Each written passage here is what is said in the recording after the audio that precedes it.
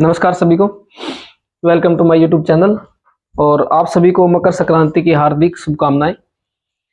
देखिए, आज हम अगला टॉपिक पढ़ रहे हैं आधुनिक आवर्त सारणी। आधुनिक आवर्त सारणी वैसे तो बहुत सारी जगह काम आती है। ये 10th क्लास में भी टॉपिक है, इसके ऊपर आपको किसी कंपटीशन एग्जाम में भी क्वेश्चन मिल जाएंगे।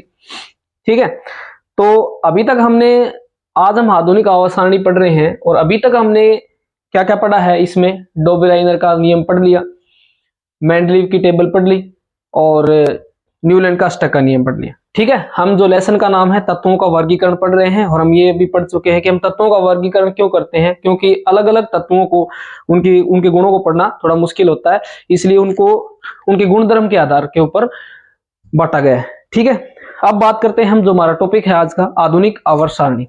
ठीक है, आधुनिक आवर्त सारणी क्या होता है। सबसे पहले देखिए, हमने पढ़ा था मेंडलीव की जो हमने लास्ट में 3 कमियां पढ़ी थी, उन कमियों को दूर करके एक जो आज हम पढ़ रहे हैं आधुनिक आवर्त सारणी है कि जैसे हमने पढ़ा था कि मेंडलीव की आवर्त सारणी में हाइड्रोजन को स्थान नहीं दिया गया था, इसमें हाइड्रोजन को स्थान मिला हुआ है, समस्थानिकों को स्थान नहीं था। ठीक है, और समान गुणधर्म वाले तत्वों को एक ही समूह में रखा हुआ है। ठीक है, तो पहले बात करते हैं, आइए इंट्रोडक्शन करते हैं हम आधुनिक आवर्त सारणी का। देखिए, सबसे पहले इसका जनक किसे माना जाता है, इंपॉर्टेंट पॉइंट है।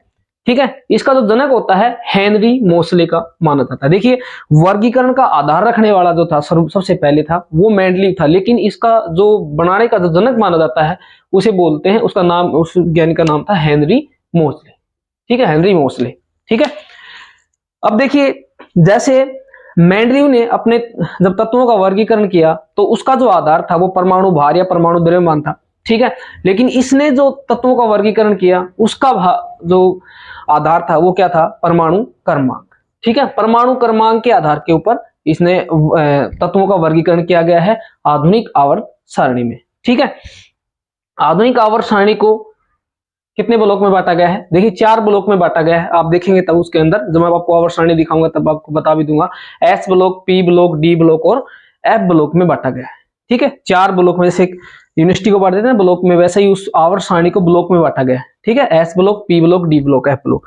और इसकी जो हम ये पढ़ रहे हैं आधुनिक आवर्त सारणी की क्या विशेषताएं थी आधुनिक आवर्त सारणी में, उसके बाद में एक और विशेषता क्या थी कि जो एक समूह के जितने भी सभी तत्व हैं, एक समूह के सभी तत्व समान गुणधर्म वाले होंगे। मान लीजिए कोई भी एक समूह है, उसके जितने भी तत्व हैं उसमें उनको गुणधर्म क्या होगा, समान होगा। जैसे हम 17वां ग्रुप होता है उसको हेलोजन बोलते हैं, फ्लोरीन, क्लोरीन, ब्रोमीन, आयोडीन। ठीक है, ऐसे तो उनके जो एक ही समूह के तत्व हैं तो उनको हम क्या बोल रहे हैं, हेलोजन। ठीक है, इस तरह से हम पढ़ेंगे सारे डिटेल से 17वां ग्रुप क्या होता है ये। तो उनके जो एक ही समूह के तत्व, सभी तत्व समान गुणों को प्रदर्शित करते हैं, जबकि अलग अलग समूह के तत्व अलग अलग गुणों को प्रदर्शित करते हैं। ठीक है, ये हमें मैंने आपको बता दी, ये आधुनिक आवर्त सारणी के में इंट्रोडक्शन। ठीक है, आधुनिक आवर्त सारणी का सबसे पहले कि हम आधुनिक आवर्त सारणी क्यों पढ़ रहे हैं, क्योंकि तत्वों का वर्गीकरण किया गया, जब उनमें 3 नियम आए थे, उन तीनों नियमों की कमियां आने के बाद हेनरी मोजले को इसका आवर्त सारणी का जनक माना जाता है। ठीक है, और अब हम पढ़ेंगे, आपको बिल्कुल एक शॉर्ट ट्रिक से बताता हूं कि कई बार क्या होता है कि आधुनिक आवर्त सारणी में आवर्त की संख्या क्या होती है, समूह की संख्या क्या होती है, ये बच्चे कई बार, मान लो पढ़ने वाले बच्चे भी, कोई भी लगा लो, कई बार भूल जाते हैं कि इसमें आवर्त, कोई आवर्त बताएगा वो समूह की संख्या बताएगा, समूह की संख्या बताएगा वो आवर्त की संख्या बताएगा। ठीक है, और हम पढ़ेंगे अभी आधुनिक आवर्त सारणी और मेंडलीव की आवर्त सारणी के बारे में, फिर हम आधुनिक आवर्त सारणी के बारे में और डिटेल से पढ़ेंगे। ठीक है, तो देखिए अभी आज हम इसकी शॉर्ट ट्रिक बताता हूं मैं। आधुनिक आवर्त सारणी में किसी भी एग्जाम में आपसे प्रश्न पूछा जाए कि आवर्त की संख्या कितनी होती है और समूह की संख्या कितनी होती है। साइंस वाले मोस्टली बच्चों को तो वैसे पता भी होता है, लेकिन कई बार बच्चे भी कंफ्यूज हो जाते हैं, या किसी भी कंपटीशन एग्जाम में आ गया कि आवर्त की संख्या कितनी है। ठीक है, तो इसके लिए एक शॉर्ट ट्रिक बताता हूं आपको, बिल्कुल सिंपल, आप नहीं भूलेंगे कभी भी।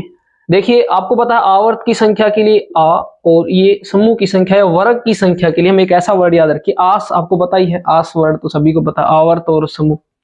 ठीक है, इस वर्ड को देखिए, बिल्कुल सिंपल है। अब आप ये देखिए कि आप आस वर्ड आपको याद रखना है। आस वर्ड वैसे भी याद कि आपके माँ बाप को आपसे क्या है, एक विद्यार्थी से क्या होती है, आस होती है कि वो अच्छा पढ़ेगा, अच्छा नंबर लाएगा, अच्छी नौकरी लगेगा।